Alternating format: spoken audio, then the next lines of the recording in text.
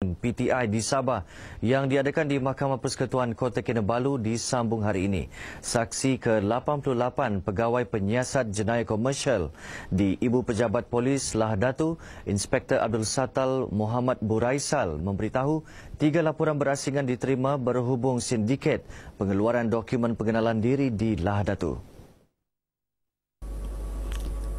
Berdasarkan laporan yang dibuat April tahun lepas, 2 suspek warga tempatan ditahan dan kini sedang menjalani perbicaraan di Mahkamah Lahadatu. Sementara itu, saksi ke-90 pegawai penyiasat komersial bahagian jenayah komersial Ibu Pejabat Daerah Tawau, Inspektor Muhammad Sani Husin menyatakan 15 suspek ditahan bagi kes serupa di Tawau. Ini termasuklah 8 warga asing dari Pakistan.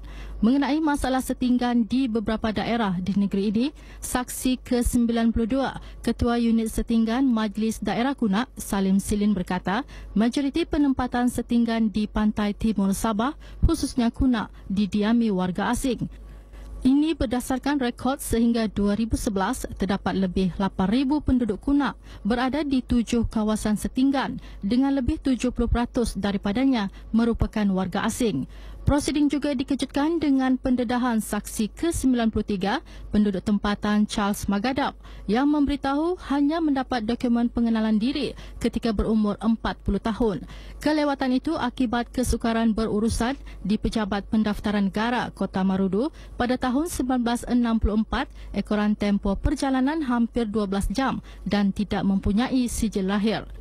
Hanya selepas mendapat sijil lahir daftar lewat, beliau berjaya memperoleh kad pengenalan pada Mac 2004. Teknologi hijau wajar dibangunkan agar industri hartanah lebih berdaya saing. Ini sekaligus mengatasi isu-isu global berkaitan alam sekitar. Yang berbahagia, Menteri Kerajaan Tempatan dan Perumahan Datuk Haji Hajiji Haji Nor berkata, kerajaan sedia mewujudkan suasana kondusif untuk menjana pembangunan teknologi hijau di negeri ini.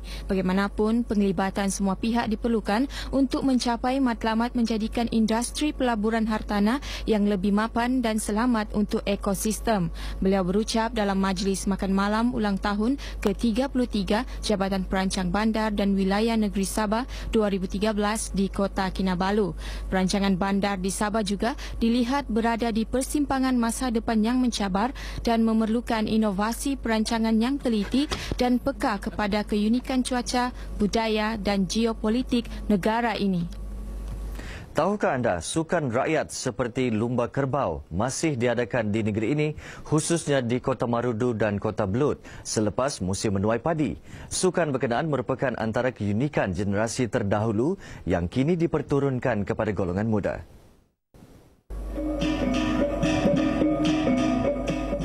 Sukan rakyat ini yang diwarisi turun-temurun diadakan sempena sambutan Pesta Keamatan peringkat daerah Kota Marudu.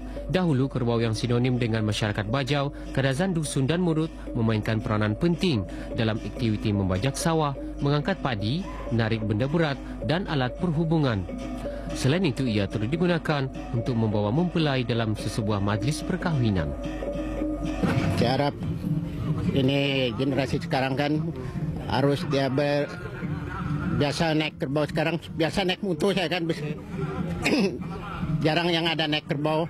Mereka mengambil masa untuk berhibur dan mengadakan satu pertandingan lumba kerbau ini di tengah-tengah sawah padi yang telah pun siap untuk dibajak semula. Pelancong asing turut sama memeriahkan sambutan berkenaan. We're really enjoying the cultural experience that we're having here. There's 5 students here from the United States with me, and it's just a great experience for each one of them. I love it. The ethnic diversity, I think it's wonderful. I really do.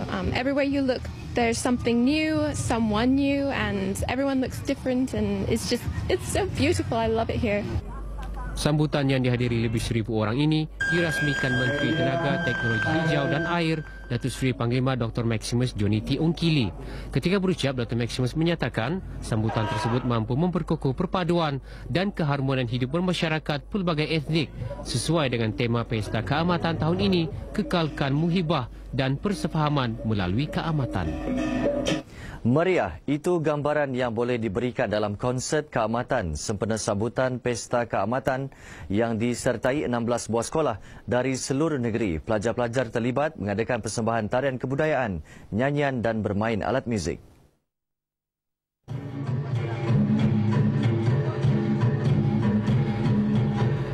Antara tarian kebudayaan yang dipersembahkan adalah tarian Sumazau, tarian Mogigol Sumundai dan tarian Kuda Pasu. Sekolah-sekolah yang terlibat ialah Sekolah Menengah Kebangsaan SMK Tamparuli, SMK Telaga Pitas, SM Lasal, SMK Lohan Ranau dan SMK St. Francis Xavier Keningau serta SMK Usukan Kota Belud. Upacara simbolik perasmian disempurnakan pengarah pelajaran negeri JM Alip dengan memukul gong sebanyak 7 kali. Menurut pengerusi penganjur Flavia Ignatius, penganjuran konsert berkenaan mampu memartabatkan seni budaya pelbagai etnik dalam kalangan generasi muda.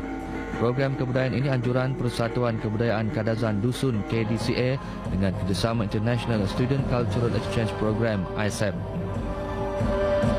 Ya, saudara, sekian berita wilayah dari Kota Kinabalu dan untuk berita selanjutnya kita kembali bersama Khairul dan Nur Leila di Angkasa Puri. Silakan. Baik, terima kasih Suaran. Seterusnya kita berlintas langsung ke Johor pula. Ya, antara bahan yang disediakan hari ini, polis